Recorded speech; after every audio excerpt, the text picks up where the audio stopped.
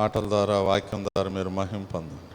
వచ్చిన వారికి మేలు కలిగండి. నిలబడిన దాసును అభిషేకించుకుని యేసునామం ప్రార్థిస్తున్నాం తండ్రి, ఆమేన్.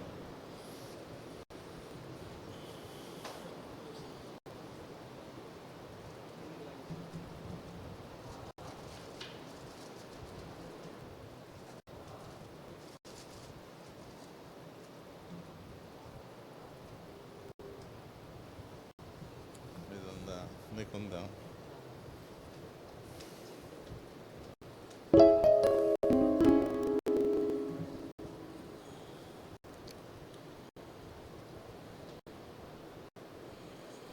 పాట సంఖ్య 53. యెహోవా నా కాపరి.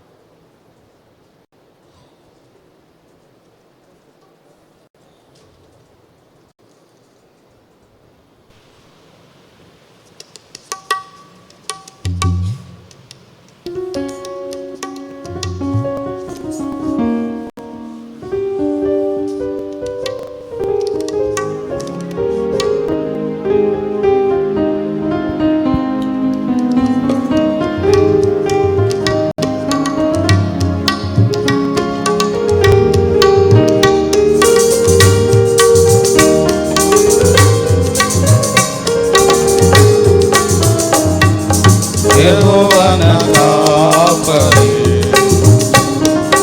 నాకులేమీ లేదు. పచ్చిక గల చోట్ల పచ్చికతో నడుపును. యెహోవా నా కాపరి, మరణపు చీకటిలో తిరుగుచుండినను. ప్రభు యేసు నన్ను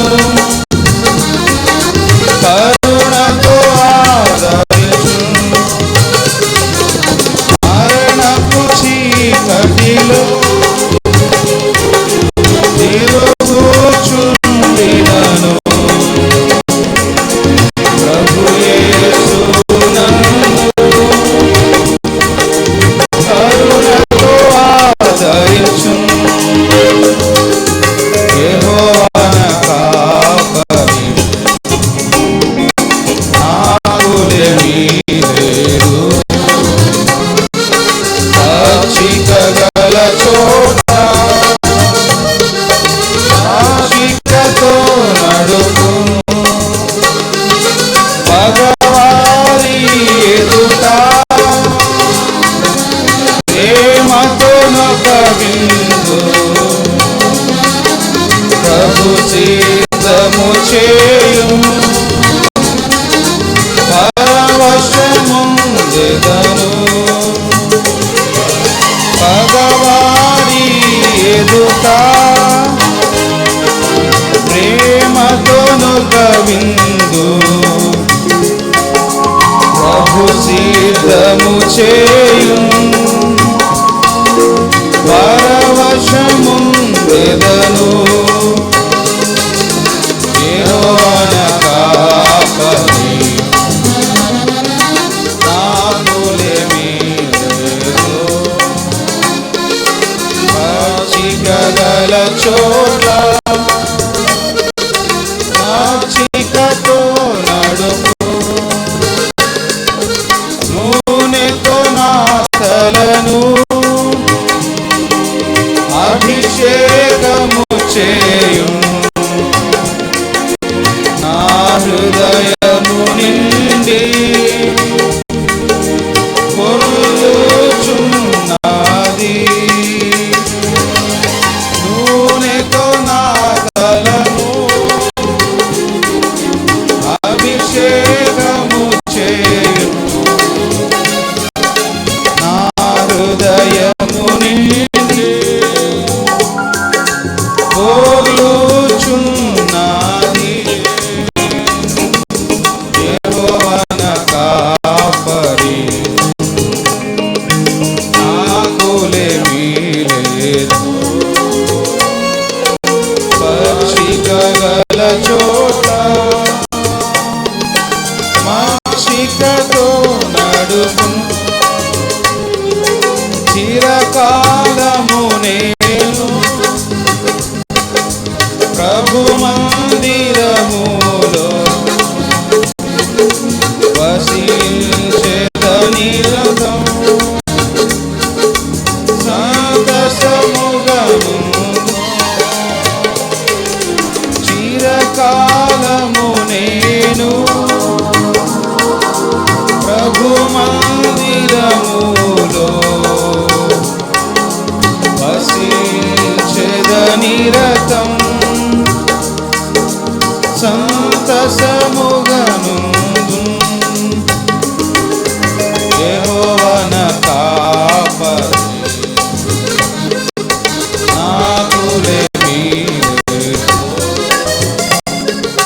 పచ్చికగల చోట మచ్చికతో నడుపు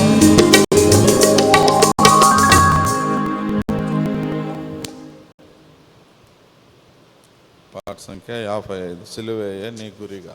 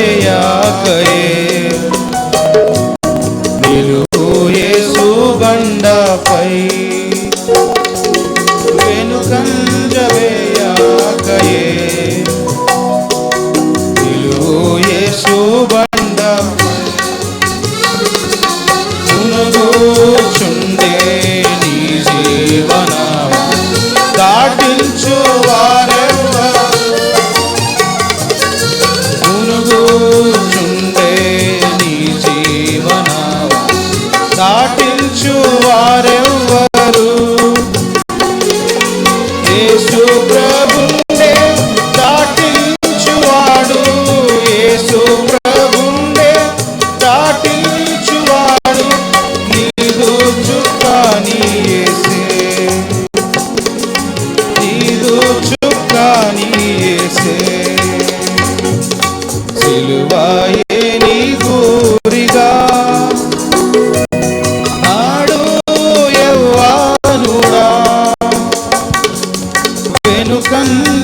కంజవేయాగయే నిలువు యేసు బండపై వెనుకంజవేయాగయే నిలువు యేసు బండపై వచ్చేను యేసు ఈ లోకమునకు తెచ్చే నీకు రక్షణ వచ్చేను యేసు ఈ లోకమునకు తెచ్చే నీకు రక్షణ అక్షయుడు తెరచే నిశ్చయముగా అక్షయుడు తెరచే నిశ్చయముగా మోక్ష ద్వారము నీకే మోక్ష ద్వారము నీకే సిలువాయే నీ గురిగా నాడు యవ్వానుడా వెనుకంజవేయాకయే నిలువు యేసు బండ వెనుకంజవేయాకయే నిలువు యేసు బండపై సిలువలో యేసు నీ పాపములపై రక్తము కార్చెను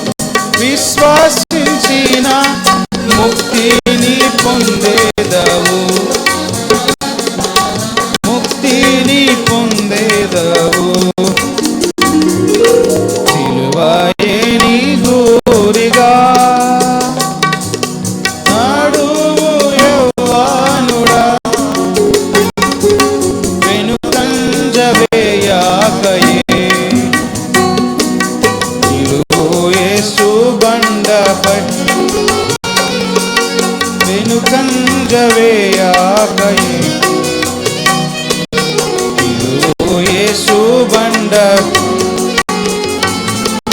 ప్రేమ వార్త ప్రకటింపబడెను. ప్రియులారా రండి నేడే ప్రేమ వార్త ప్రకటింపబడెను. ప్రియులారా రండి నేడే మీ ఉల్లములకు ప్రియమైన యేసే, మీ ఉల్లములకు ప్రియమైన యేసే, శాంతినిచ్చేడి రాజు, శాంతినిచ్చేడి రాజు. సిలువయే నీ గూరిగా నాడు యవ్వనుడా, వెనుకంజవేయకయే నిలువు యేసు బండపై, వెనుకంజవేయకయే నిలువు యేసు బండపై. ఇంగ్లీష్ పాట ప్రతుల్లో నుంచి ఇంగ్లీష్ సాంగ్స్ ఒకటి పాడతాం.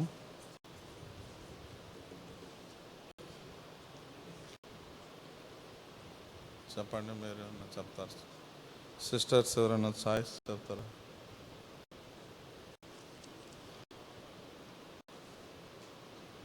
బ్రదర్స్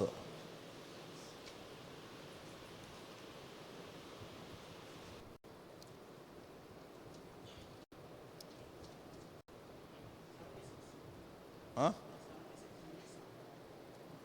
76.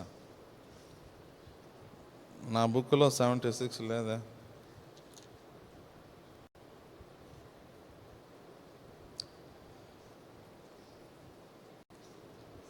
$76 అంటారు.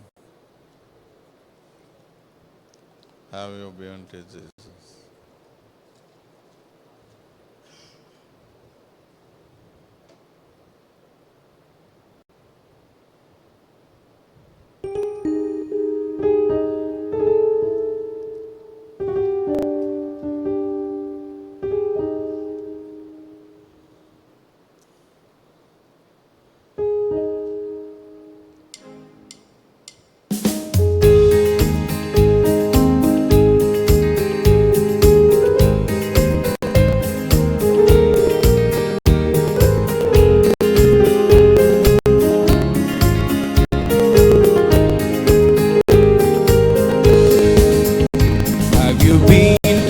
Jesus for the cleansing power. Are you washed in the blood of the Lamb? Are you fully trusting in His grace, dear sir? Are you washed in the blood of the Lamb? Are you washed in the blood, in the soul cleansing blood of the Lamb? Are you garments spotless? Are they white as snow? Are you washed in the blood of the Lamb? Are you walking daily by the Savior's side? Are you washed in the blood of the Lamb? Do you rest each moment in the crucified? Are you washed in the blood of the Lamb? Are you washed in the blood, in the soul cleansing blood of the Lamb? Are you garments spotless? Are they white as snow? Are you washed in the blood of the Lamb? When the bridegroom cometh, will your robes be white, pure and white in the blood of the Lamb? Will your soul be ready for the mansion's bride, and be washed in the blood of the Lamb? Are you washed in the blood, in the soul cleansing blood of the Lamb? Are your garments spotless? Are they white as snow? Are you washed in the blood of the Lamb?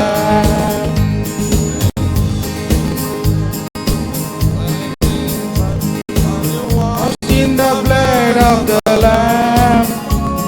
as a fountain flowing for the soul unclean. Oh, be washed in the blood of the Lamb. Are you washed in the blood, in the soul cleansing blood of the Lamb? Are your garments spotless, are they white as snow? Are you washed in the blood of the Lamb?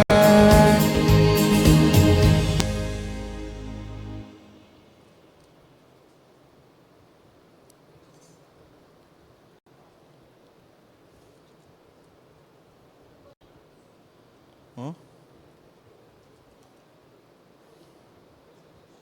12 Blessed Assurance.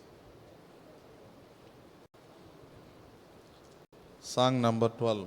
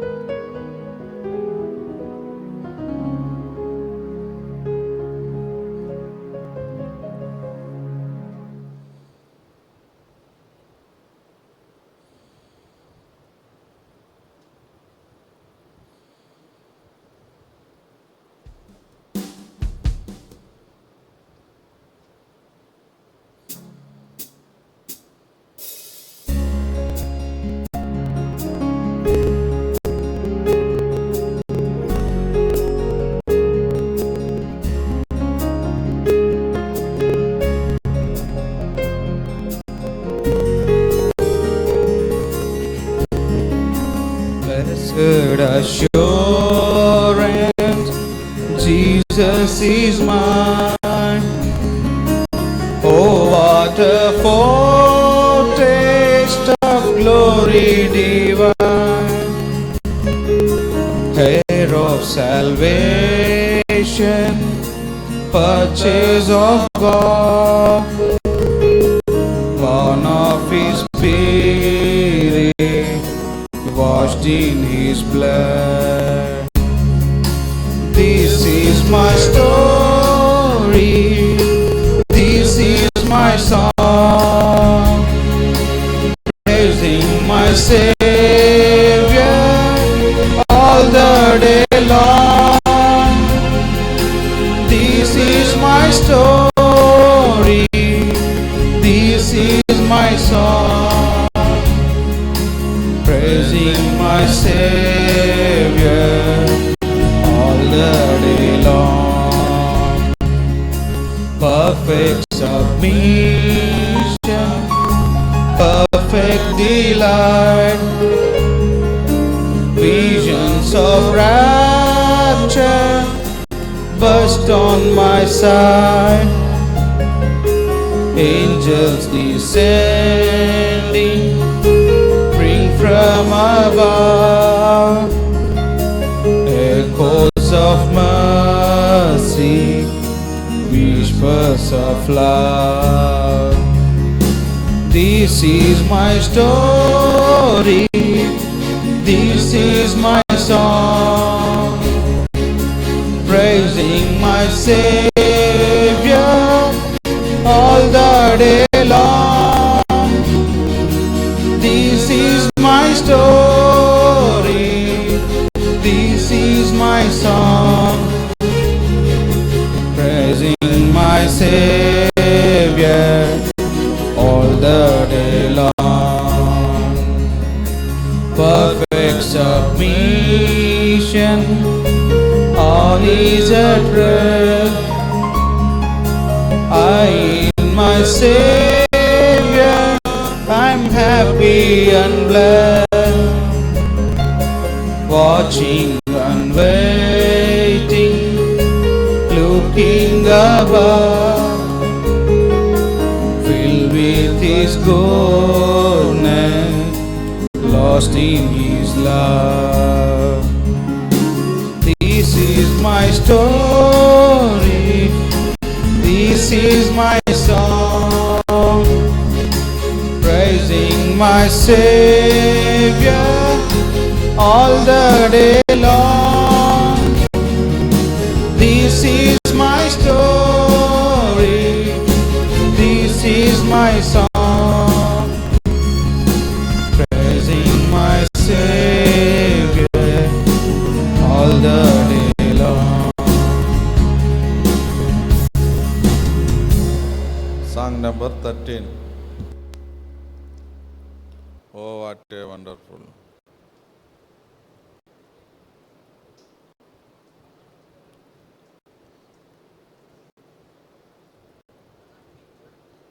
Song number 13. One night, ambulance.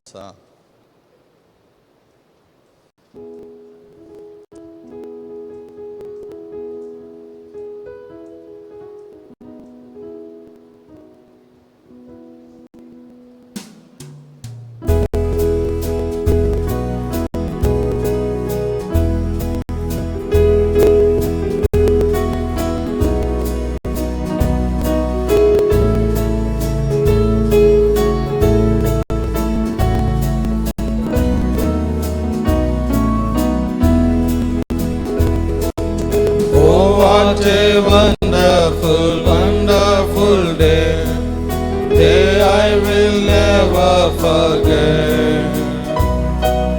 After I wandered in darkness away, Jesus my Savior I met.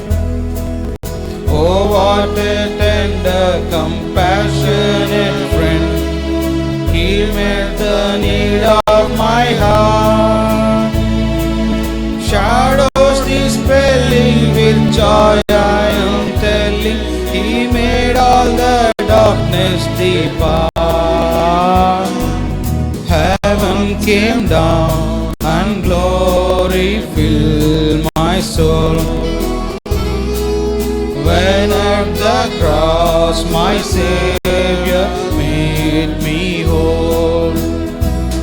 My sins were washed away, and my night was turned to day. Heaven came down and glory filled my soul. Born of His Spirit with life from above, into God's family divine, justified fully through Calvary's love. Oh, what a standing is mine, and the transaction so quickly was made, when as a sinner I came, took off the offer of grace He did proffer. He saved me, oh praise be His name. Heaven came down and glory filled my soul, when at the cross my Savior made me whole. My sins were washed away, and my night was turned to day. Heaven came down and glory filled my soul. Now I have a hope that will surely endure, after the passing of time. I have a future in heaven for sure, there in those mansions sublime. And it's because of that wonderful day, when at the cross I believe, riches eternal and blessings supernal, from His precious hand I receive. Heaven came down and glory filled my soul, when at the cross my Savior made me whole.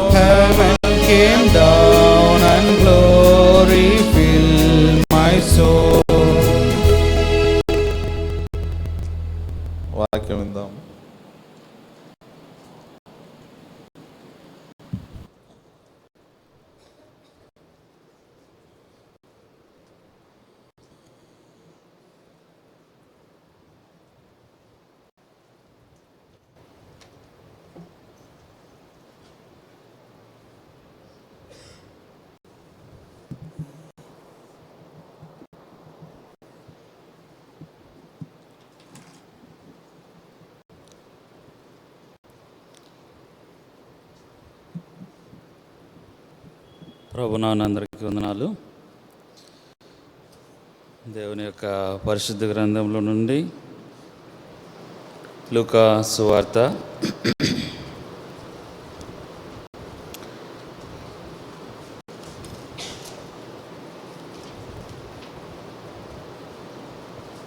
11వ అధ్యాయం. లూకా సువార్త 11వ అధ్యాయం 28వ వచనము. లూకా సువార్త 11:28వ వచనమును అందరము కలిసి బిగ్గరగా చదువుతాం. ఆయన అవును కానీ దేవుని వాక్యము విని దానిని గాయకొని వారు మరి ధన్యులని చెప్పాను. దేవుడి వాక్య భాగమును దీవించునుగాక. దేవుని సహాయం కొరకు ప్రార్థన చేస్తాం. ప్రేమగలిగిన తండ్రి, పరిశుద్ధుడైన దేవా, యేసుక్రీస్తు వారి నామమున మీకు వందనాలు స్తోత్రాలు చెల్లిస్తున్నాము తండ్రి. ఈ ప్రభు దినములో ఉదయకాలం నుండి మీరు మాకు సహాయపడినందుకు స్తోత్రాలు. మేము సన్నిధిలో చేరి మిమ్మల్ని ఆరాధించడానికి ఉదయకాలమున మమ్మల్ని అందరినీ జ్ఞాపకం చేసుకున్నందుకే మీకు కృతజ్ఞతాస్తులు చెల్లిస్తున్నాం. మరి మధ్యాహ్న కాలంలో తన దేవా యవనస్తుల పరిచయ నిమిత్తమే మీరు జ్ఞాపకం చేసుకుని సమకూర్చనని బిడ్డలను అందరిని బట్టి స్తోత్రాలు. తన దేవ పాటల ద్వారా మహిమ పొందినందుకే మీకు కృతజ్ఞత చెల్లిస్తున్నాం. అయోగ్య నా పాత్ర నన్ను కూడా తన దేవ మీ పరిచయలో భాగస్తునిగా చేసి నన్ను దినాన మీ సన్నిధిలో జ్ఞాపకం చేసుకున్నందుకే మీకు కృతజ్ఞత చెల్లిస్తున్నాను. తన దేవ ఇచ్చిన వాళ్ళ యొక్క భాగాన్ని బట్టి స్తోత్రాలు. మా మంచి బోధకుడైన దేవుడు మీరు, వాక్యమైన దేవుడు మీరు కనుక మీ వాక్యం ద్వారా మాతో మాట్లాడి దర్శించి బలపరచని చేరవచ్చిన యవనస్తుల హృదయాలను మీరు దేవా రెండింతలుగా మీ యొక్క వాక్యం చేత సిద్ధపరుస్తూ నింపుతూ రావాల్సిందిగా ప్రార్థన చేస్తున్నాను. మీ వాక్యం అగ్ని వంటిది, మీ వాక్యము శుద్ధి వంటిది, మీ వాక్యము రెండంచుల వాడైన ఖడ్గము వంటిది కనుక తన దేవుని వాక్యం ద్వారా మమ్మల్ని సంధించి సరిచేసి బలపరచమని కోరుకుంటూ ఈ సమయంలో మీ చేతులకు అప్పచెప్తూ మీ మీద ఆధారపడుతూ మీ శక్తిని కోరుకుంటున్నాను, మీ బలాన్ని కోరుకుంటూ యేసుక్రీస్తు వారి పరిశుద్ధ పుణ్యనామం నా ప్రార్థన చేసి అడిగి వేడుకుంటున్నాము తండ్రి, ఆమేన్. ఈ యొక్క అధ్యాయము ఇక్కడ ఉన్నటువంటి మీ అందరికి కూడా దరిదాపుగా ఈ అధ్యాయము తెలిసే ఉంటుంది, క్రొత్తదేం కాదు.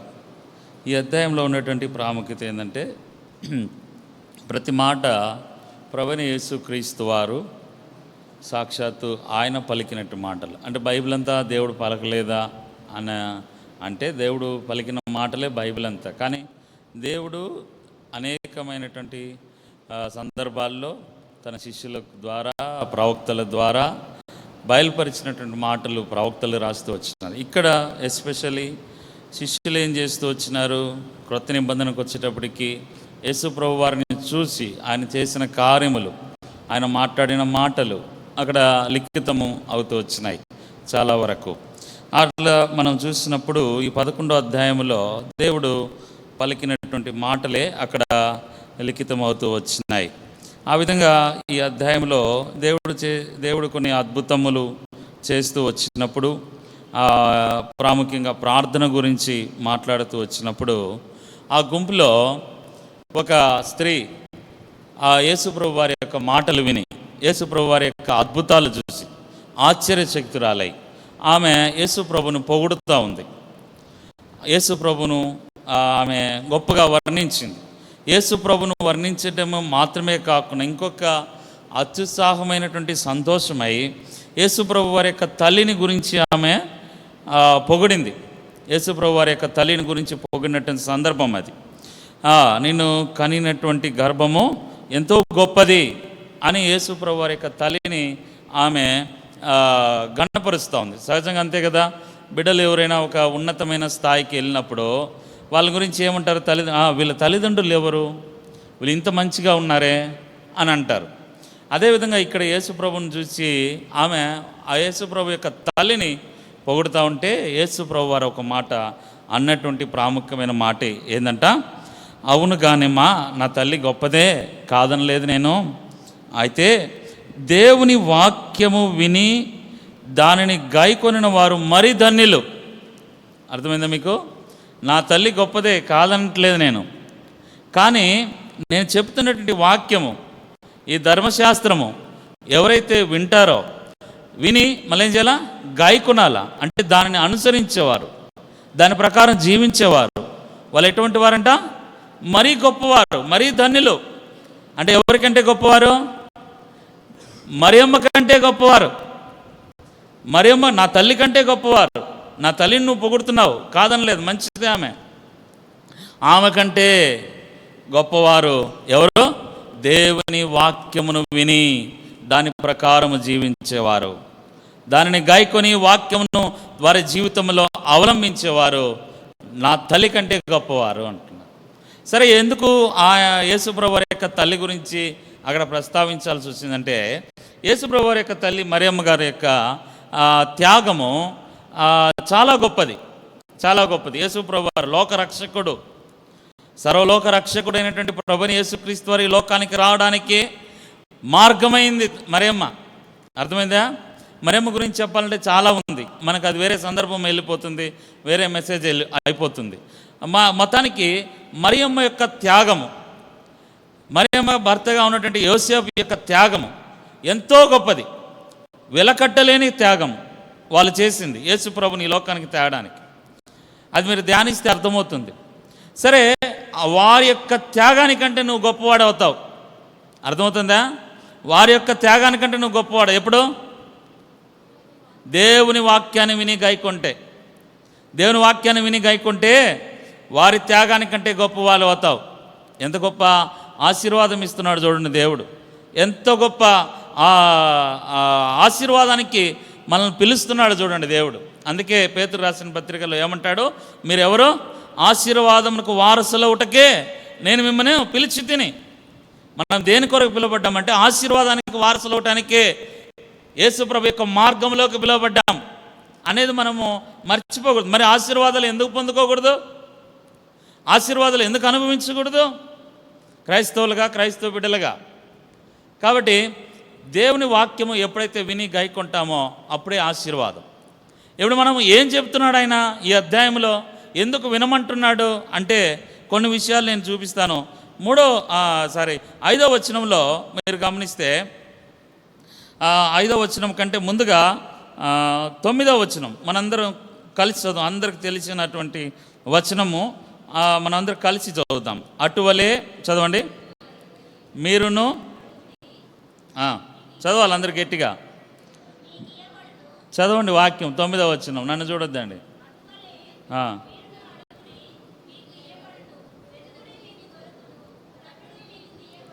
చాలు.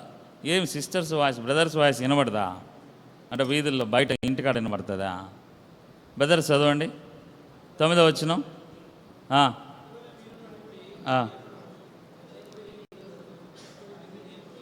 మంచిది.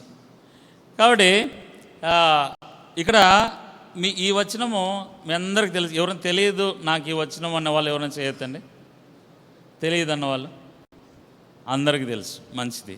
ఈ వచనం అందరికి తెలిసి ఉంటుందని నాకు కూడా తెలుసు. ఎందుకంటే ఇది మనము క్రైస్తవ సమాజంలో లేదా మన మందిరాల్లో ఈ ప్రార్థన చేసేటప్పుడంతా ఇది అడుగుతాం. ప్రభువా, నువ్వు అడగమన్నావు, నేను అడుగుతున్నా, తట్టమన్నావు, తడుతున్నా, వెతుకుమన్నావు, వెతుకుతున్నా, నాకు ఇవ్వు. ఈ 3 మాటలు మనము చిలక పలుకులాగా పలుకుతాం. అయితే దేవుడు ఒక లింక్ పెట్టాడు. ప్రతి దానికి దేవుడు ఒక లింక్ ఇస్తాడు. అది మనం మర్చిపోతాం. అదే చేసే పొరపాటు. అక్కడ దేవుడు ఏమన్నాడు? ముందర ఒక అక్షరం, ఒక పదం ఉంది. ఏముంది చెప్పండి? అటువలే. ఈ వచనానికంత ప్రాముఖ్యం ఏంటంటే అటువలే. అటువలే. అలాగ మీరు అడగండి, అలాగ వెతకండి, అలాగ తట్టండి, అప్పుడు మీకు దొరుకుతుంది. ఈ యవన ప్రాయంలో మీకు ఇప్పుడు ప్రాముఖ్యంగా మీ ఎడ్యుకేషన్ కానీ లేదా ఎడ్యుకేషన్ అయిపోయింటే భవిష్యత్తు ఉద్యోగాల గురించి కానీ ఇప్పుడు చాలామంది వెతకడము, అడగడము, తట్టడంలోనే ఉంటాం.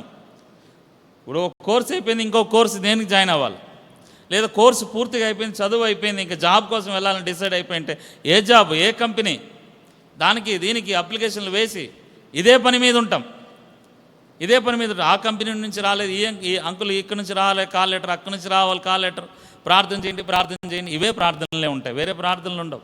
సరే, చదువు అయిపోయింది, ఉద్యోగం వచ్చిన తర్వాత వివాహం కొరకు ప్రార్థన, వెతకడం, తట్టడం. దీని గురించి మాట్లాడాలంటే అందుకే దేవుడు అక్కడ అటువలే అలాగ మీరు అడగండి, అలాగ తట్టండి, అలాగ తెరవండి. ఎలాగో చెప్పమంటున్నాడు దేవుడు అక్కడ క్లియర్గా. ఏమని చెప్పాడు 5వ వచనంలో?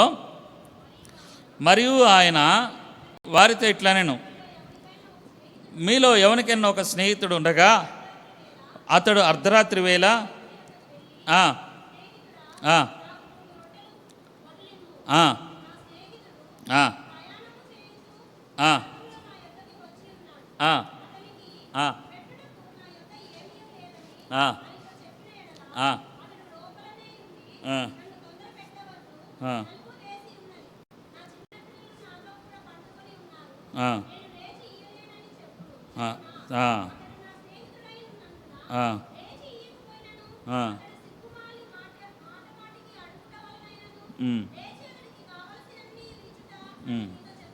ఇచ్చును, కావలసినవన్నీ ఇచ్చును అని మీతో చెప్తున్నాను.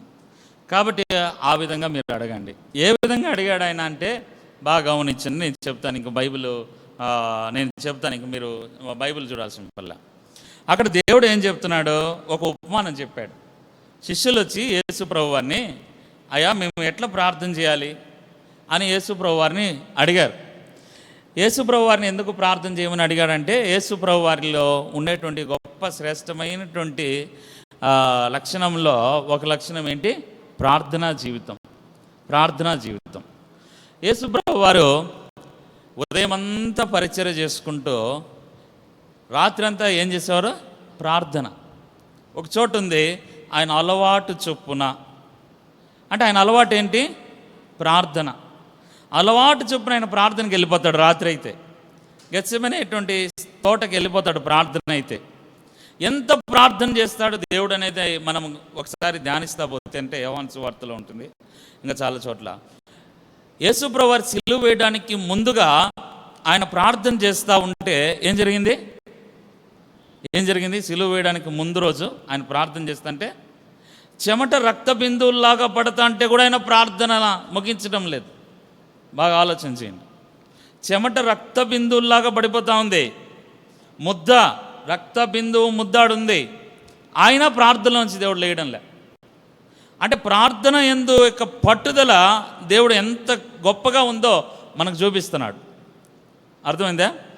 కాబట్టి దేవుడు ప్రార్థన, ఇది ఈ విధంగా చెప్పాలంటే నేను ఇంకా ఎక్కువ చెప్పచ్చు ప్రార్థన గురించి. కాబట్టి ప్రార్థనలో ఉండేటువంటి పట్టుదల ఎంత గొప్పదో, దేవుడు చేస్తున్నటువంటి ప్రార్థనను శిష్యులు చూస్తూ తరచూ ఆయన దగ్గరికి, ఏంది యేసు ప్రభువు వారు ఇంత ప్రార్థన చేయాలి, రాత్రి అంతా ప్రార్థన చేయాలి, మమ్మల్ని ఏమో రమ్మంటున్నాడు, మాకు నిద్ర వస్తుంది. ఇదే కదా శిష్యులు చేసింది. ఈయన రాత్రి అంతా ప్రార్థన కూర్చోమంటాడు, మాకు నిద్ర వస్తుంది, మాకేమో రావడం లేదు, ఇంత భారం లేదు, ఇంత పట్టుదల లేదు, ఇంత విశ్వాసము లేదు. సరే ఇంకా డిసైడ్ అయిపోయి శిష్యులు వచ్చి ఆయన డైరెక్ట్గా ఓపెన్గా అడిగారు. ఏమడిగారు? యేసు ప్రభువా మాకు ప్రార్థన నేర్పించయ్యా, అసలు విషయం ఇది, ప్రార్థన మాకు తెలియదు, నువ్వేమో రాత్రంతా ప్రార్థనలో కూర్చోమంటావు అని ఇంకా డైరెక్ట్గా అడిగారు వచ్చి. అప్పుడు యేసు ప్రభువు వారు కోపగించుకొనక చిన్నబుచ్చుకొనక, రండి నాయనా ప్రార్థన నేర్పిస్తానని ప్రార్థన నేర్పిస్తున్నటువంటి సందర్భం ఇది. అదే, ఇంకేం లేదు అక్కడ. ఆయన ప్రార్థన నేర్పిస్తూ ఆ పై వచనాలు మనం చూస్తే 4వ వచనం వరకు యేసు ప్రభువు వారి యొక్క చెప్పినటువంటి ప్రార్థన ఉంటుంది అక్కడ, ఎట్లా ప్రార్థన చేయాలని. ఆ ప్రార్థన అయిపోయిన తర్వాత ఇంకా వాళ్ళకి అర్థం అవ్వాలని ఒక ఉపమానం చెప్తున్నాడు. నైనా 2 స్నేహితులు ఉన్నారు. 2 స్నేహితులు అయితే రాత్రి ఇంకా యథావిధిగా వాళ్ళ గృహాలకు వెళ్ళిపోయి వాళ్ళు పడుకున్నారు. అర్ధరాత్రి వేళ ఒక స్నేహితుని యొక్క తలుపు తట్టడం జరుగుతూ ఉంది. పక్కనున్న స్నేహితుడు వచ్చి తలుపు తట్టాడు. పక్కనున్న వ్యక్తి వచ్చి తలుపు తట్టాడు. ఏమని తలుపు తడుతున్నాడు? అయ్యా ఇదిగో నా స్నేహితుడు, ఇంకొక స్నేహితుడు నా ఇంటికి వచ్చాడు, మార్గ మధ్యంలో వచ్చాడు, ఈ ఊరు నుంచి ఇంకా ఊరికి వెళ్ళిపోతూ ఉన్నాడేమో, ప్రయాణమై బహుశా ఆ ప్రయాణ మార్గ మధ్యంలో నా ఇంటికి వచ్చాడు, ఇక్కడ ఉన్నాను కదా నేను, సేద తీర్చుకొని పోదామనేసి వచ్చాడు. అయితే ఇప్పుడు నా ఇంటికి వచ్చాడు అర్ధరాత్రి, నేను అతనికైతే షెల్టర్ ఇచ్చాను, కానీ పడుకోవడానికి ఆయనకు అన్ని అరేంజ్మెంట్ చేశాను, కానీ ఆహారం పెట్టడానికి నా దగ్గర ఏం లేదు. ఎందుకంటే ఉదయం బయలుదేరి వచ్చి ఉంటాడు కదా, ప్రయాణం పడి వచ్చాడు కదా, ఏం తిన్నాడో ఏం తాగాడో ఆకలిగా ఉంటాడు కదా. కాబట్టి ఇప్పుడు ఆయనకి ఆకలి తీర్చడానికి నా దగ్గర ఏం లేదు, నీ దగ్గర ఉండేది నా దగ్గర, నీ ఇంట్లో ఉండే ఆహారం నాకు ఇమ్మంటున్నాడు. వాళ్ళు బాగా గమనిస్తే ఏ సమయానికి తలుపు తట్టాడు? అర్ధరాత్రి తలుపు తట్టాడు. ఇది గుర్తుపెట్టుకోవాలి. అర్ధరాత్రి తలుపు తట్టాడు. తలుపు తట్టిన తర్వాత ఆయన ఏమడుగుతున్నాడు? ఆయన అడిగిన మాట చూడండి అక్కడ. అర్ధరాత్రి వేళ ఆ స్నేహితుని వద్దకు వెళ్ళి, స్నేహితుడా నాకు 3 రొట్టెలు. కరెక్ట్గా క్వాంటిటీ కూడా చెప్తున్నాడు. ఎందుకు ఇవన్నీ మీకు చెప్తున్నా అంటే తర్వాత అసలు పాయింట్లోకి వస్తాను. క్వాంటిటీ కూడా చెప్తున్నాడు. నా స్నేహితుడు వచ్చాడు, అర్ధరాత్రి సమయము, ఆయనకు 3 రొట్టెలు కావాలా.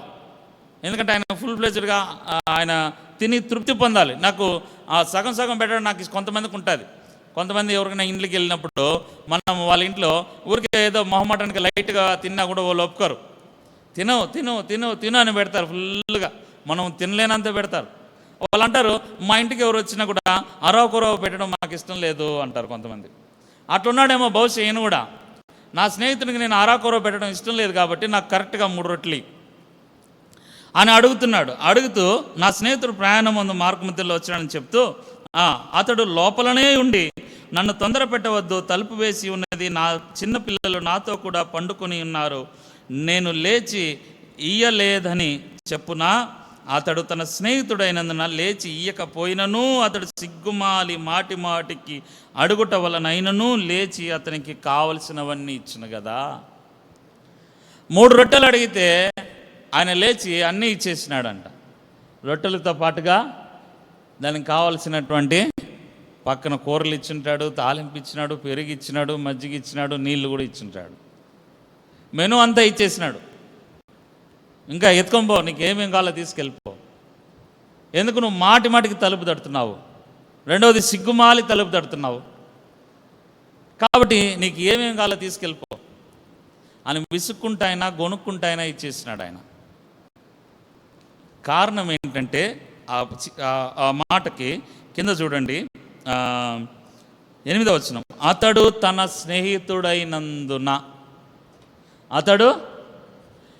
స్నేహితుడైనందున అన్నీ ఇచ్చేశాడు. అది సమయం కానీ సమయమైనప్పటికీ, ఆయన క్వాంటిటీతో పాటు అడిగినప్పటికీ ఆయన అన్నీ ఇచ్చేశాడు. ఇప్పుడు మనం కూడా ఏదైనా నిండా అవసరతలో ఉన్నప్పుడు, అక్కరలో ఉన్నప్పుడు ఎవరికి ఫోన్ చేసి అడుగుతారు? ఎవరిని అడుగుతాం? బెస్ట్ ఫ్రెండ్కే కదా అడుగుతాం. ఫస్ట్ కాల్, ఫస్ట్ అవసరత బెస్ట్ ఫ్రెండ్కి. నాకు ఈ అవసరత ఉంది, దీన్ని తీర్చు ఉంటాం. అదేవిధంగా ఈ స్నేహితుడు కూడా వచ్చి తన యొక్క బెస్ట్ ఫ్రెండ్ బహుశా అయింటాడు కాబట్టి అర్ధరాత్రి కూడా తలుపు తట్టాడు. ఇక్కడ మనం నేర్చుకోవాల్సినటువంటి విషయాలు ఏంటంటే, దేవుని దగ్గరకు వచ్చి ప్రార్థన చేసేటప్పుడు సమయాన్ని చూడకూడదు. ఏ సమయం అందైనా అసమయం అందైనా దేవుని దగ్గర ప్రార్థన చేయడం నేర్చుకోవాలి. రెండవది, నీకేం కావాలో అది దేవుని దగ్గర క్లియర్గా తెరిచిన పుస్తకం లాగా పెట్టడానికి ఇష్టపడాలి. అందుకే దేవుడు అన్నాడు, నీకు అవసరమైనది ఎక్కడ ప్రార్థన చేయమన్నాడు? రహస్యం ముందు చూస్తున్న తండ్రికి నీ తలుపు వేసుకొని ప్రార్థన చేయి. అట్లా ప్రార్థన చేస్తున్నామా మనం? ఇక్కడ ఉన్నటువంటి యవనస్తులలో ఎంతమంది మనం ఇటువంటి ప్రార్థనా జీవితం కలిగి ఉన్నాం? మన భవిష్యత్తు గురించి భయపడతా ఉంటామే, చదువుల గురించి భయపడతామే, ఉద్యోగం గురించి భయపడతామే, కుటుంబాల గురించి ఆలోచన చేస్తాం, తల్లిదండ్రుల గురించి ఆలోచన చేస్తామే. మరి మన గురించి మనం ఎంతసేపు ఎంతోమందిని ప్రార్థన రిక్వెస్ట్లు ఇస్తున్నాం. కాదనిలే, కరెక్టే, మంచిదే. మరి నీ గురించి నువ్వు ఎంతసేపు ప్రార్థన చేస్తున్నావు? రహస్యం ముందు చూసిన నీ తండ్రికి నువ్వు ఎంతసేపు నీ అప్లికేషన్ ముందర పెట్టి ప్రభువా ఈ అక్కర తీర్చని అర్ధరాత్రి అయినా తలుపు తట్టి ప్రార్థన చేస్తున్నావా? మాటికి వెళ్ళి ప్రార్థన చేస్తున్నావా? సిగ్గుమాలి దేవుని దగ్గర ప్రతిదీ మానవుల దగ్గర చెప్పుకుంటామే, ఆ అక్కర ఈ అక్కర అనేసి. దేవుని దగ్గర ఎన్నిసార్లు మనం ఓపెన్ అప్ అయి దేవుని దేవా ఇది నా అవసరత, ఇది నా అక్కర అని దేవుని దగ్గర ఎన్నిసార్లు మనం చెప్తున్నాం? ఆయన కదా సమస్తమును తీర్చగలిగిన దేవుడు, ఆయన కదా సమస్తం ఇవ్వగలిగిన దేవుడు. ఈ పక్కన స్నేహితుడే సమస్తం ఇవ్వగలిగితే మరి కింద వచనాల్లో చూస్తే, కాబట్టి మీరు చెడ్డవారయుండి మీ పిల్లలకు మంచి ఈవులను ఎరిగి ఉండగా పరలోకమందున్న మీ తండ్రి తను అడుగువారికి పరిశుద్ధాత్మను ఎంతో నిశ్చయముగా అనుగ్రహించును కదా. మనం చెడ్డవారమే మంచిది ఇవ్వాలని ఆలోచన చేస్తూ ఉంటే పరలోకమందున్న తండ్రి మరి మంచిది శ్రేష్టమైనది నీకు నాకు ఎందుకు ఇవ్వడు? అడిగిన వాటికంటే ఊహించిన వాటన్నిటికంటే తక్కువ చేస్తాడా, ఎక్కువ చేస్తాడా? మరి నిశ్చయముగా చేయగలిగిన ఈ దేవునికి మరీ రహస్యముగా తలుపులు వేసుకుని ఎన్నిసార్లు ప్రార్థన చేశావు? మొదటిది. రెండవది, దేవుడు ఇక్కడ నేర్పిస్తున్న మాట ఏంటంటే, అతడు వెళ్ళి తన స్నేహితుని దగ్గరకి మాటి మాటికి తలుపు తడుతున్నాడు, సిగ్గుమాలి అడుగుతున్నాడు. అంటే అవమానం వచ్చినా పర్వాలేదు. బాగా అర్థమవుతుందా? అవమానం వచ్చినా పర్వాలేదు, నువ్వు తిట్టుకున్నా పర్వాలా, నువ్వు లోపల ఏమనుకున్నా పర్వాలా.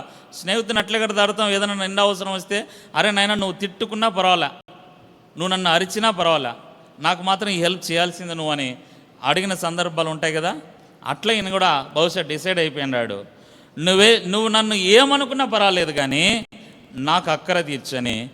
ఎవరి కొరకు అడుగుతున్నాడు?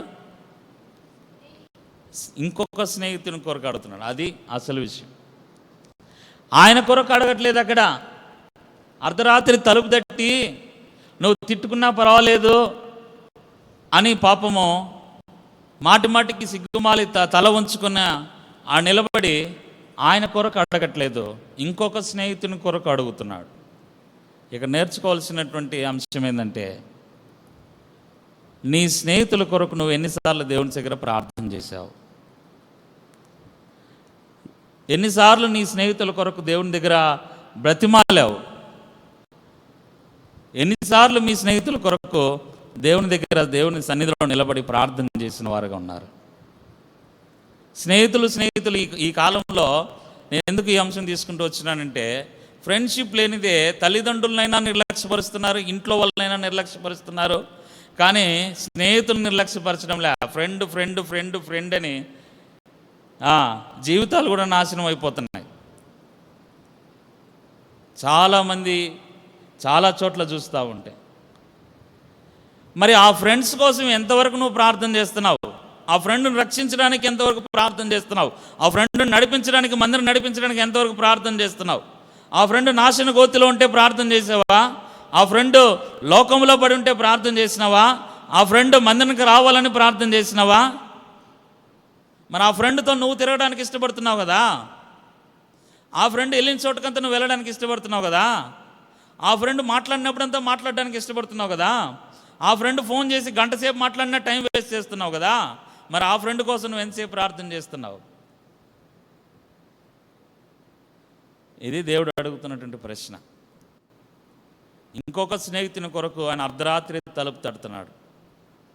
ప్రియమైనటువంటి సహోదరుడు, యవనస్తురాలా, నీ స్నేహితుల కొరకు నువ్వు ఎంతగా దేవుని సన్నిధిలో నిలబడుతున్నావు? మొదటి ప్రశ్న. రెండవది, దేవుడు చెప్తున్న మాట ఏంటంటే, యోహాను సువార్త 15వ అధ్యాయంలో దేవుడు ఒక గొప్ప మాట చెప్పాడు. మీకు ఇప్పటికే గుర్తొచ్చుండాలి ఆ మాట. ఏ మాట?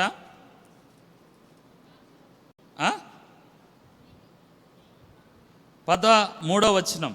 తన స్నేహితుల కొరకు తన ప్రాణము పెట్టిన వాని కంటే ఎక్కువైన ప్రేమ గలవాడు ఎవడనూ లేడు. నేను మీకు ఆజ్ఞాపించి వాటిని చేసినట్లా మీరు నా స్నేహితులైందరు.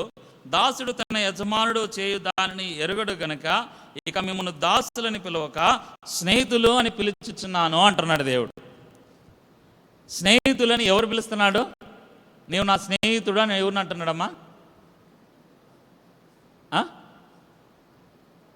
ఎవరిని అంటున్నాడు దేవుడు?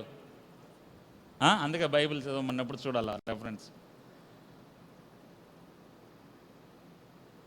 నన్ను దేవుడు స్నేహితుడు అని పిలుస్తున్నాడు. అర్థమవుతుందా? దేవుడు సాక్షాత్తు లోకరక్షకుడు, సర్వలోక సృష్టికర్త అయిన దేవుడు, సార్వభౌమాధికారము కలిగిన దేవుడు. నీ యొక్క దినములన్నీ ఆయన చేతిలో ఉన్నాయి. నా యొక్క కాలగతులు ఆయన చేతిలో ఉన్నాయి.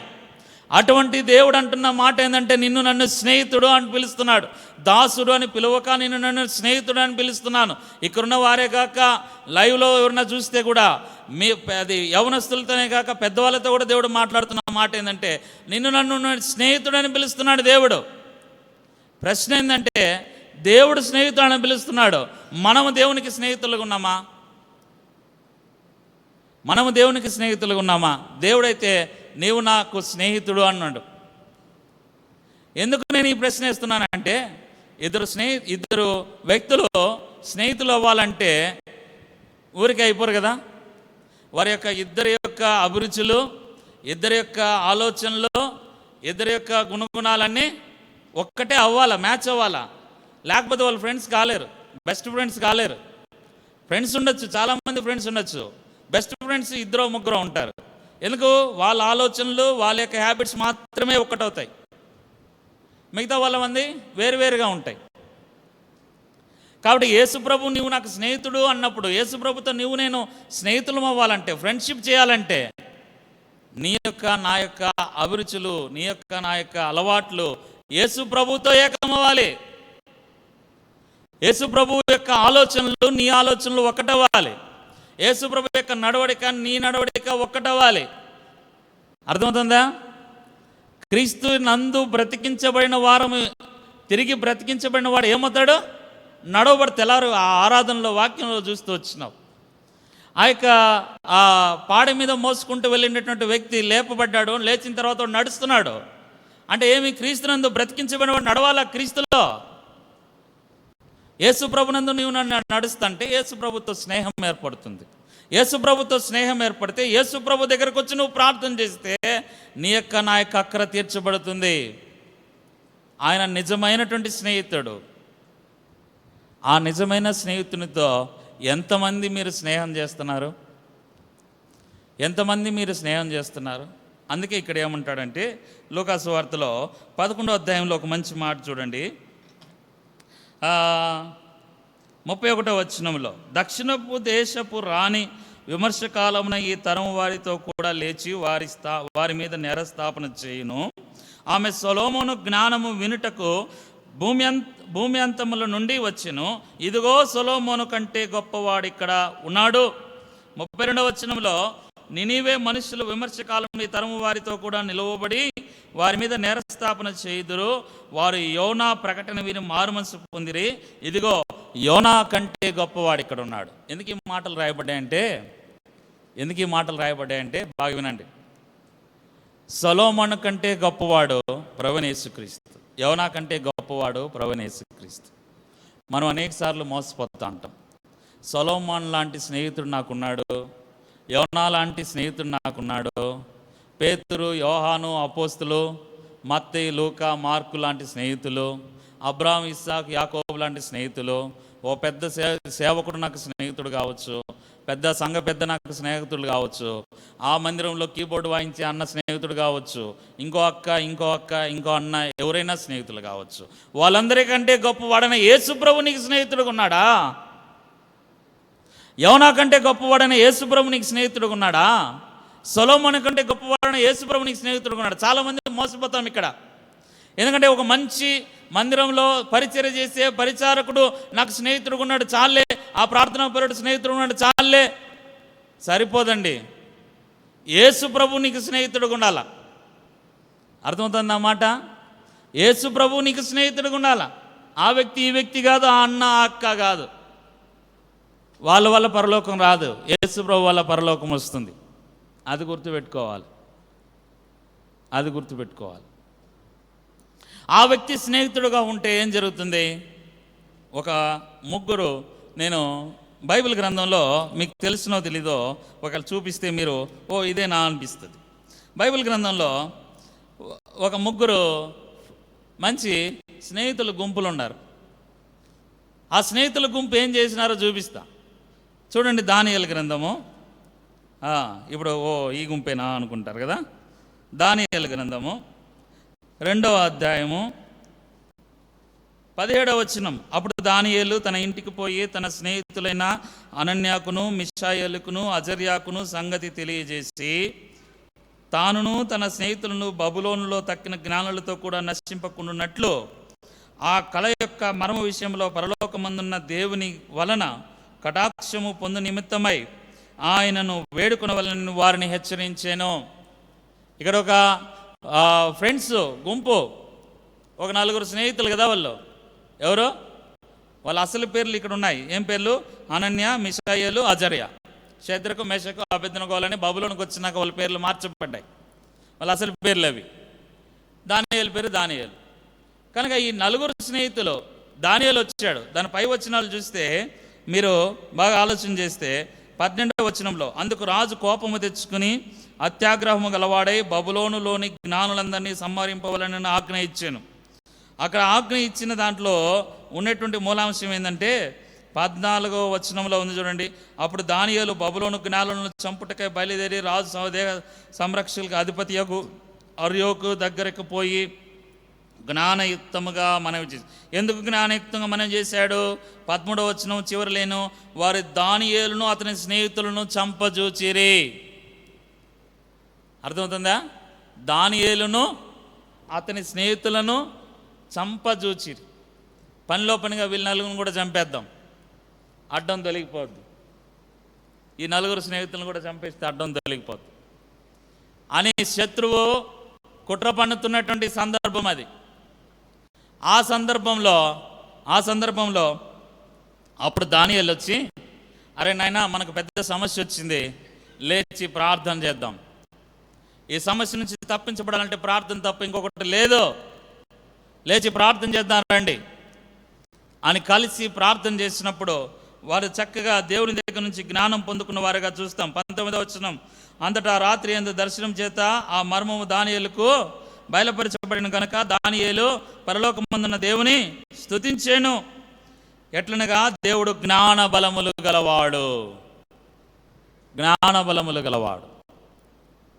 ఈ జ్ఞాన బలములు కలిగినటువంటి దేవుడు నీకు నాకు కూడా దగ్గర ఉన్నాడు, సమీపంగా ఉన్నాడు.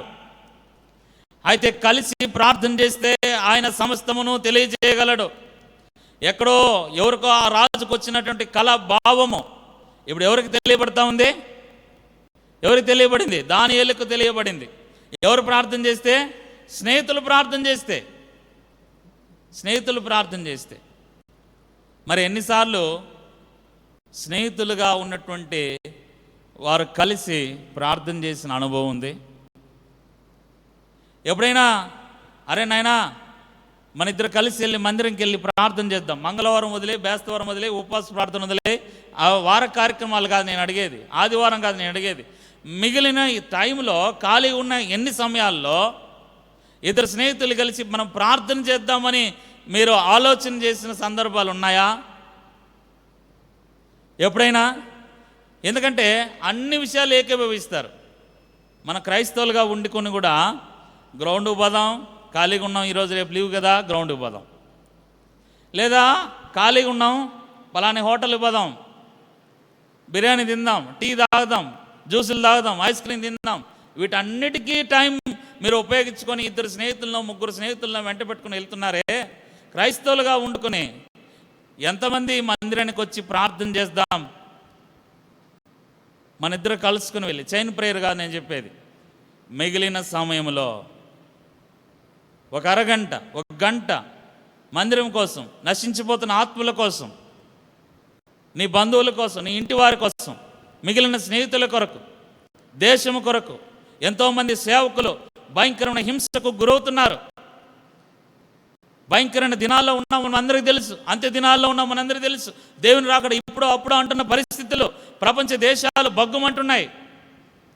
మరి వాటన్నిటి కొరకు ప్రార్థన చేయాల్సినటువంటి అవసరత, ఆ భారము, ఆ బాధ్యత, రక్షించబడిన వారుగా, క్రైస్తవుని దేవుని పేరు పెట్టబడిన వారుగా నీ మీద నా మీద ఉందా లేదా? ఓ యవనస్తురాలా, ఎప్పుడైనా వచ్చి నీ స్నేహితుని తీసుకొని వచ్చి ప్రార్థన చేసినవా?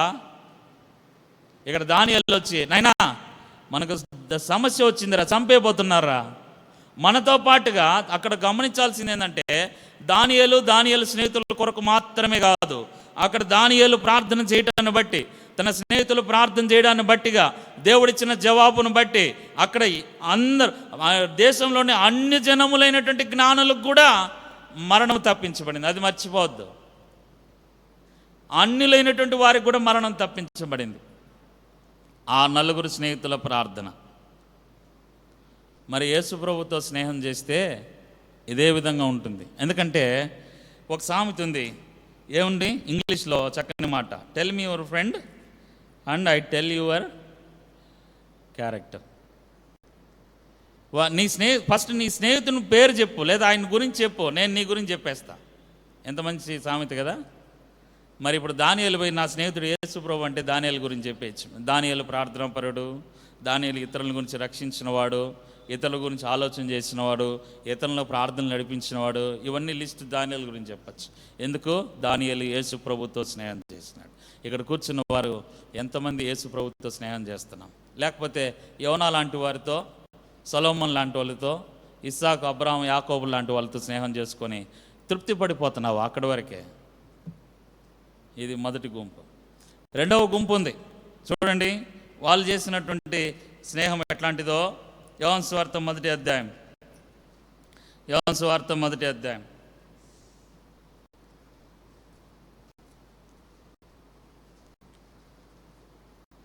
29వ వచనం. మరునాడు యోహాను యేసు తన యొద్దకు రాగా చూచి, ఇదిగో లోక పాపమును మోసుకొని పోవు దేవుని గొర్రెపిల్ల, నా వెనుక ఒక మనుష్యుడు వచ్చుచున్నాడు, ఆయన నాకంటే ప్రముఖుడు గనుక నాకంటే ముందటివాడు ఆయను, నేనెవరిని గూర్చి చెప్పి తినో ఆయనే ఈయన అని యేసు ప్రభు గురించినటువంటి సాక్ష్యము పలుకుతున్నాడు యేసు ప్రభు ప్రేమించినటువంటి శిష్యుడైనటువంటి యోహాను గారు. యేసు ప్రభుని గురించిన సాక్ష్యం చెప్తున్నాడు. ఆయన యేసు ప్రభు గురించి సాక్ష్యం చెప్పి ఆ విధంగా యేసు ప్రభు గురించినటువంటి ఇంట్రడక్షన్, యేసు ప్రభు గురించిన ఇంట్రడక్షన్ ఇచ్చాడు. ఎవరు? యోహాను గారు. ఆయన అనే మాట ఏంటంటే, ఈయన లోక పాపంలో మోసుకుని పోయేవాడు, ఈయన నాకంటే ప్రముఖుడు. ఈయన ఎవరంట? మనం పైన చూస్తే 27వ వచనంలో, యోహాను నేను నీళ్ళలో బాప్తిసం ఇచ్చుచున్నాను కానీ నా వెనుక వచ్చుచున్నవాడు మీ మధ్య ఉన్నాడు, మీరు ఆయనను ఎరుగుదురు, ఆయన చెప్పుల వారిని విప్పుటకైనను నేను యోగ్యుడను కానని వారితో చెప్పాను. నేను ఆయనకంటే ముందువాడుగా ఉండొచ్చు, ఆయనకంటే ముందుగా వచ్చి ఉండొచ్చు, కానీ నా వెనక వచ్చిచున్నవాడు నాకంటే గొప్పవాడు, నాకంటే ప్రముఖుడు, ఆయన చెప్పుల వారిని కూడా విప్పడానికి నేను యోగ్యుడిని కాదు. ఆయన యేసు ప్రభు గురించినటువంటి సాక్ష్యము పలుకుతూ, ఆయన లోక రక్షకుడు, లోక పాపములు మోసుకొని పోయే దేవుని గొర్రెపిల్ల, ఆయన ద్వారా యేసు నామములో ద్వారానే రక్షణ అని ప్రకటించినటువంటి ఒక గొప్ప వ్యక్తిగా ఉంటూ ఆయన ఏం చేశాడంటే, అట్లా సువార్త ప్రకటిస్తూ ఆయన చేసిన గొప్ప కార్యం ఏంది అంటే, మనం చూస్తే 40వ వచనం. యోహాను మాట విని ఆయనను వెంబడించిన ఇద్దరిలో ఒకడు సీమోను పేతురు యొక్క సహోదరుని ఆంద్రేయ. యోహాను మాట విని ఆయనను అంటే యేసు ప్రభువును వెంబడించిన వారిలో ఎవరంట? ఒకడు. ఎవరు? సీమోను పేతురు యొక్క సహోదరుడు, పేతురు యొక్క సహోదరుడు, పేతురుకు బ్రదర్ అయినటువంటి ఎవరు? ఆంద్రేయ. అంటే యోహాను ఆంద్రేయను యేసు ప్రభు దగ్గరికి తీసుకొని వచ్చాడు.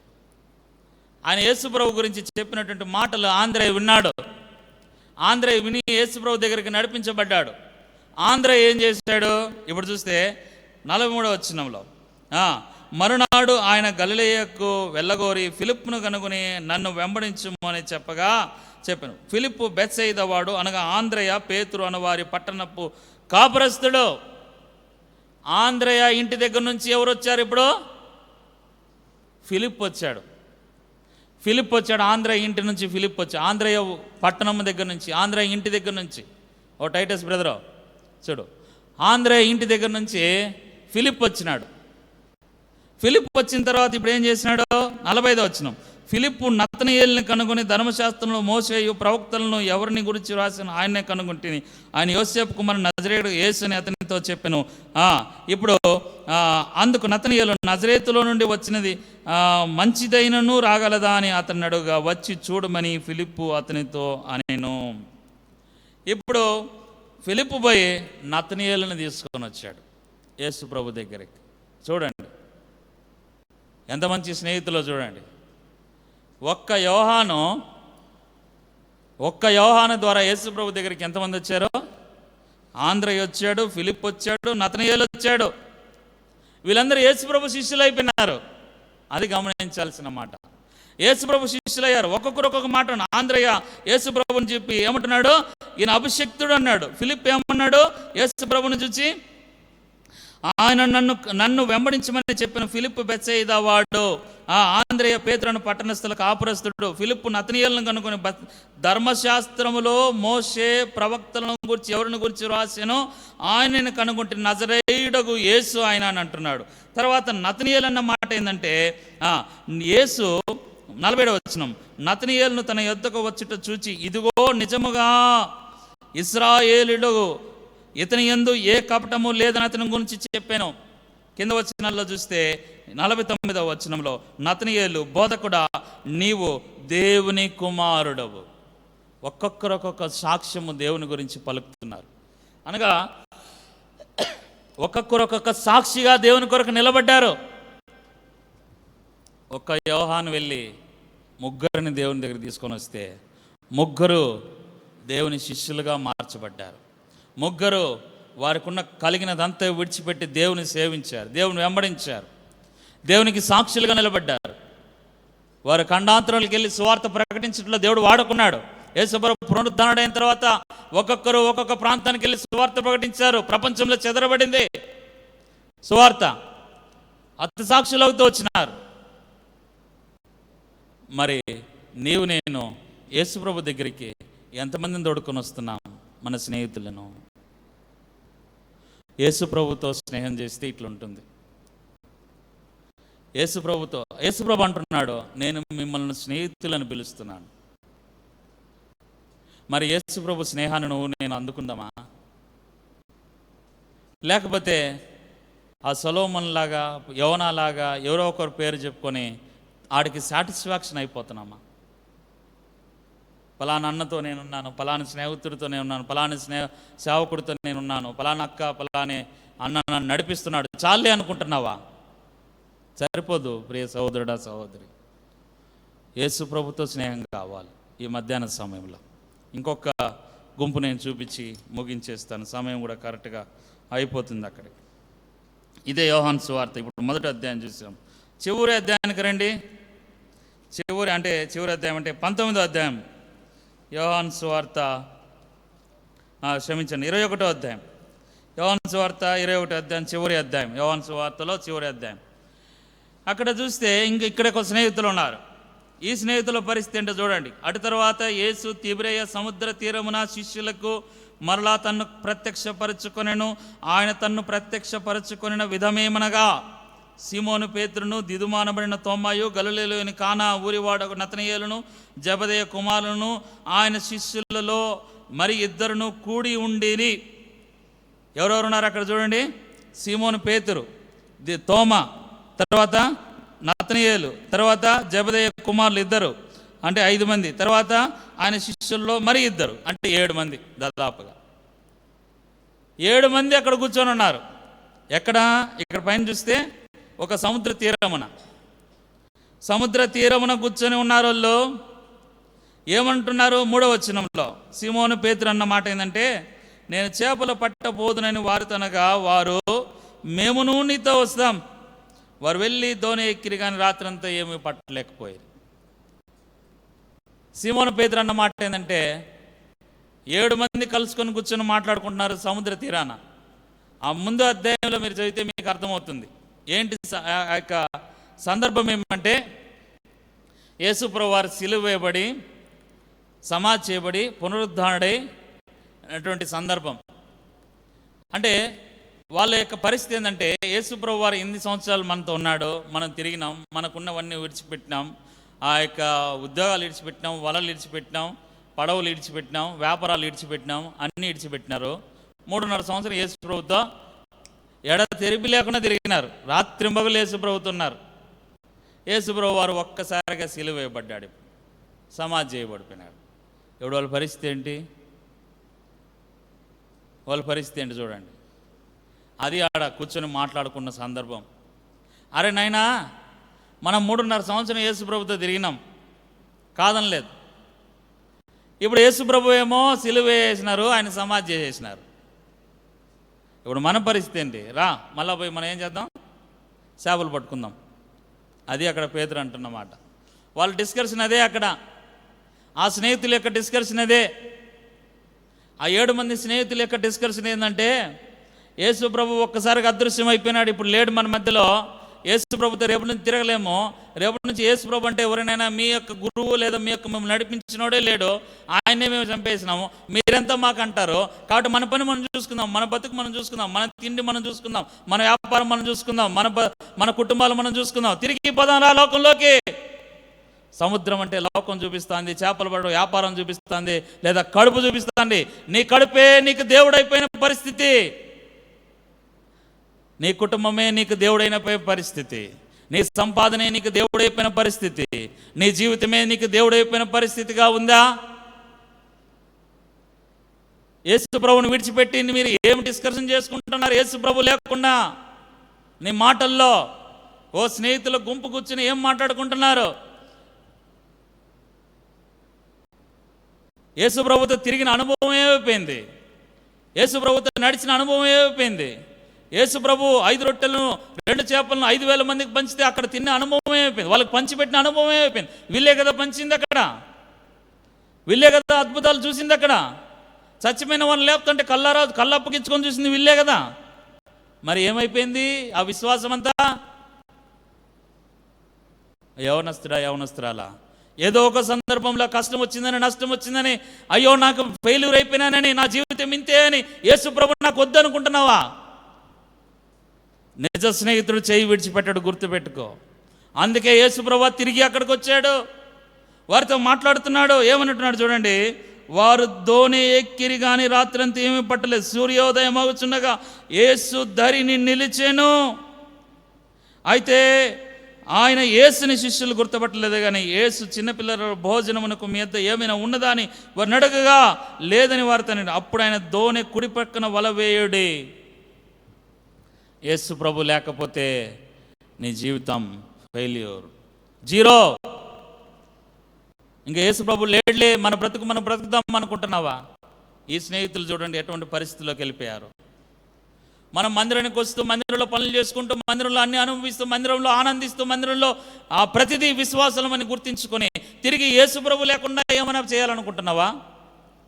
యేసు ప్రభుతో స్నేహాన్ని విడిచిపెట్టి నీ యొక్క సొంత నిర్ణయం, సొంత ఆలోచన, సొంత తలంపు గుండా వెళితే ఏమి సాధించలేవు. రాత్రంతా ప్రయాసపడ్డారు కానీ వాళ్ళలో ఒక్క చేప పడలేదు. వారికి అంతకుముందు అనుభవం లేదా? చక్కని అనుభవజ్ఞులు. పేతురు అనుభవం లేనివాడా చేపలు పట్టడంలో? కాదే. మరి ఎందుకు ఆ రాత్రంతా చేపలు వల వేస్తుంటే కూడా చేపలతో ఒక్క చేప కూడా దొరకపోవడమా?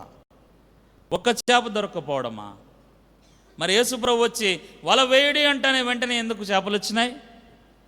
యేసు ప్రభు మాట వింటే ఆశీర్వాదం.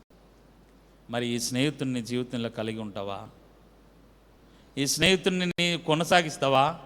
ఈ స్నేహితుడితో నీ స్నేహం కొనసాగించడానికి నీకు కలిగినవన్నీ ఆ స్నేహితునికి ఇష్టం లేనటువంటి పక్కన పెట్టడానికి ఇష్టపడతావా?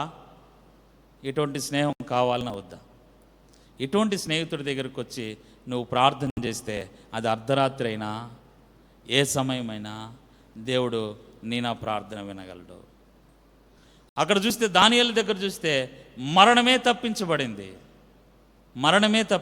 నీకు కలిగే ఎటువంటి శ్రమ అయినా, ఎటువంటి ఖడ్గమైన, ఎటువంటి కరువైనా, ఇంకా హోప్స్ కోల్పోయినా సరే, రాజాజ్ఞ బయలుదేరింది, చంపేయమంటారేమో, ఇంకా అది చెప్పబోతే చంపేస్తారు.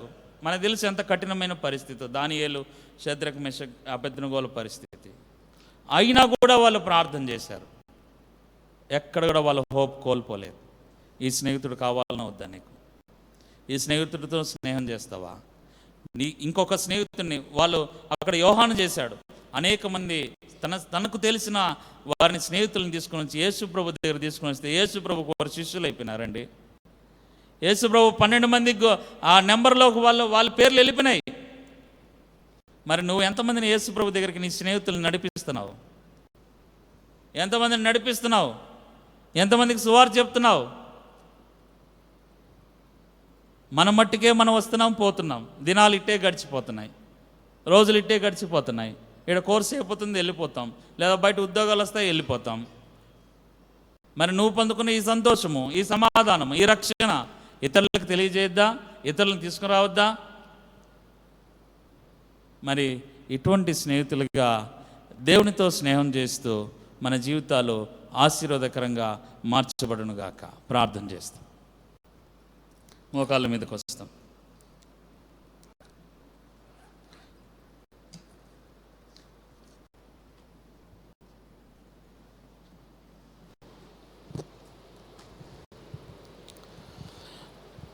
ఒక 2 నిమిషాలు మీకు సమయం ఇవ్వబడుతుంది.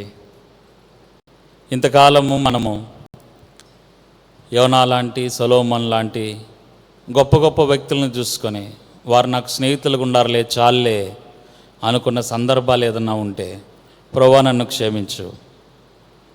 నిజమైనటువంటి స్నేహితుడు, పరలోకానికి నడిపించగలిగిన స్నేహితుడు, అగ్ని వంటి శ్రమల్లో నుండి కూడా, మరణం వంటి సమస్యల నుంచి కూడా తప్పించగలిగిన స్నేహితుడు ప్రభువైన యేసుక్రీస్తుతో స్నేహం చేయడానికి తీర్మానం చేసుకుందాం. ఒకసారి వాక్యాన్ని నెమరేసుకుంటూ, ప్రభువా నేను నీతో స్నేహం చేస్తా, నీ కొరకు నా స్నేహితులు నడిపిస్తా, నీ సన్నిధికి నేను నా స్నేహితుడితో కలిసి వచ్చి ప్రార్థన చేస్తా, నా స్నేహితుడి కొరకు నేను ప్రార్థన చేస్తా అనేటువంటి తీర్మానం చేసుకుని ఇక్కడి నుంచి వెళదాం.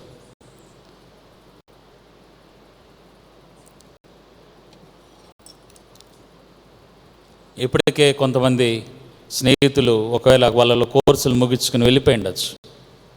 వాళ్ళ కొరకు ప్రార్థన చేయాల్సిన భారం ఉంది. కొత్త వారు రాబోతారు, కొత్తగా అకాడమిక్ ఇయర్ స్టార్ట్ అవబోతుంది. మరి ఎంతమంది మనము దేవుని మందిరానికి నడిపించబోతున్నాం? ప్రభువా నేను నడిపిస్తా, ఒక్కొక్కరిని నేను తీసుకొని వస్తా, నేను ఒక్కరిని నడిపిస్తాను, కొత్తగా మందిరానికి నడిపిస్తా, మా కాలేజీలో చెప్తా, నా జూనియర్స్కి చెప్తాను, నడిపిస్తాననేటువంటి తీర్మానం ఈరోజు చేసుకుందాం. మనం పని చేస్తున్నటువంటి చోట దేవుని కొరకు సాక్షులుగా ఉందాం.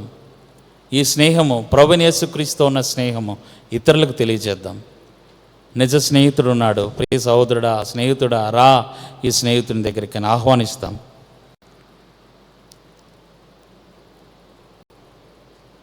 ప్రేమల తండ్రి, పరిశుద్ధుడైన దేవా, మీకు వందనాలు, స్తోత్రాలు చెల్లిస్తున్నాము తండ్రి. ఈ సమయంలో మీరు ఇచ్చినటువంటి ఈ లేఖన భాగాన్ని బట్టి స్తోత్రాలు చెల్లిస్తున్నాను. నిజమైన స్నేహితుడు మీరు, ప్రాణం పెట్టిన స్నేహితుడు మీరు, మా పాపములను క్షమించిన దేవుడు మీరు, సజీవుడైన దేవుడు మీరు, మీకు స్తోత్రాలు చెల్లిస్తున్నాం. నిజమైన స్నేహితుడైన నీతో మేము స్నేహంతో స్నేహించుచు, నిన్ను సేవించుచు, మీతో జీవించడానికి మా చేరు వచ్చిన మా అందరిలో గొప్ప కార్యం జరిగించండి. విన్న వాక్యము మా హృదయాల్లో ఫలింప చేయమని కోరుకుంటూ, చేరు వచ్చిన ప్రతి బిడ్డను దీవించి ఆశీర్వదించి, వెళుతుండగా మీ సన్నిధి వారికి తోడుగుంచమని కోరుకుంటూ, వందన స్తోత్రాలు మీకు చెల్లిస్తూ, యేసుక్రీస్తు వారి శ్రేష్టమైన నామములో ప్రార్థన చేస్తూ అడిగి వేడుకుంటున్నాము తండ్రి, ఆమేన్. మన తండ్రి అయిన దేవుని ప్రేమ, ప్రభువైన యేసుక్రీస్తు వారి కృప, పరిశుద్ధాత్మ దేవుని అన్యోన్యమైన సహవాసం మనతో సకల పరిశుద్ధులందరితో ఇప్పుడు ఎల్లప్పుడు సదాకాలము తోడై ఉండి కాపాడి నడిపించును గాక. ఆమేన్.